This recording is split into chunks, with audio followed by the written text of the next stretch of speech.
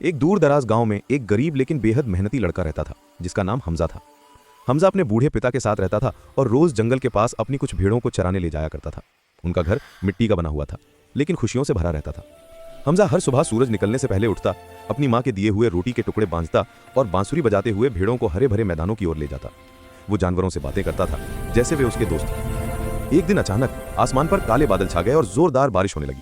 हमजा भेड़ों को बचाने के लिए एक पुराने पेड़ के नीचे रुक गया। वहां उसे मिट्टी में दबी हुई एक पुरानी कपड़े की थैली दिखाई दी। जब उसने थैली निकाली तो उसमें चमकते हुए सोने के सिक्के थे।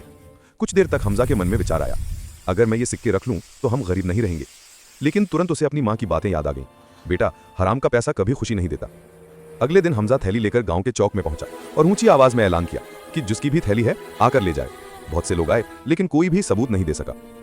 कुछ समय बाद एक बूढ़ा व्यापारी आया जिसकी आंखों में आंसू थे। उसने निशानियां बताईं और साबित किया कि थैली उसी की है। हमजा ने तुरंत थैली उसे लौटा दी।